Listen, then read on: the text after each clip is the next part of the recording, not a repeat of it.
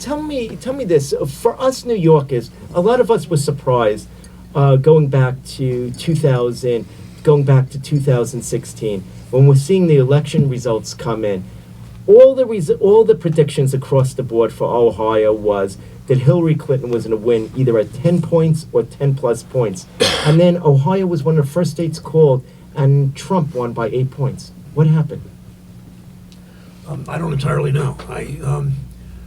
They did I went through in 16. I was one of the 3 or 4 finalists in the vice presidential selection process, and I met with Hillary. It was about a 5 or 6 week process, and I don't write about this in the book at all because I don't think it's particularly relevant to this. But one of the things I said to Hillary at the end, we had an hour-and-a-half meeting after all the other vetting stuff, very intrusive vetting stuff.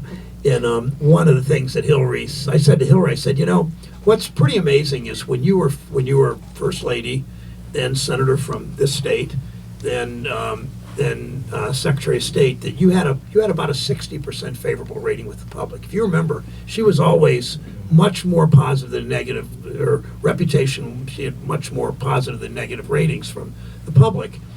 And it's clear how they just demonized her, and they're going to do that for the next candidate, whoever the Democratic nominee is.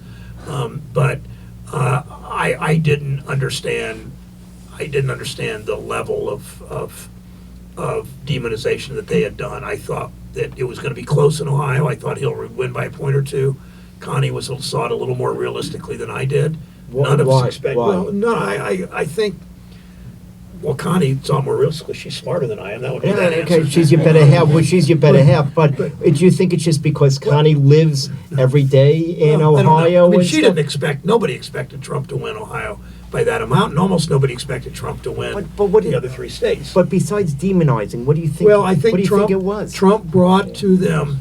I don't think you can underestimate the strength of support he had from his television show, when he could get on a stage and call people names, including Lindsey Graham and others who now very curiously You're lucky he didn't give out your phone number. Yeah. When good point, and that he could say I could shoot a man on Fifth Avenue and get away with it. He said all those things, and he could be a racist during the campaign. And I think because of his TV show, he had some people thought they knew him and liked him. A significant number of people in the public. Then he played to people's dark side. But I don't think most Trump voters are racist. I don't think that for a second.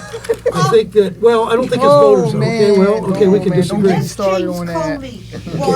I think all those other things. I think Trump voters are willing to vote for somebody who's a racist. They know that now, but I think that he played to people being angry. He played to a dark side of American politics.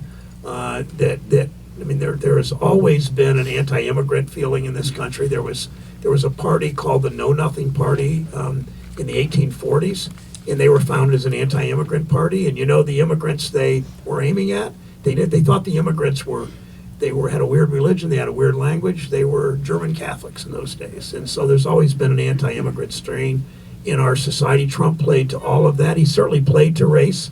There's no doubt that many of his voters were racist. I just don't think all of his were. And he played to misogyny, and he demonized her, and he did all those things, and he's still doing it. He also had the Russians' help. He also had Comey's help. No question of any of that. And he still lost the election by 3 million votes in this weird electoral college that got him a 1% victory in Florida, Pennsylvania, Michigan, and Wisconsin.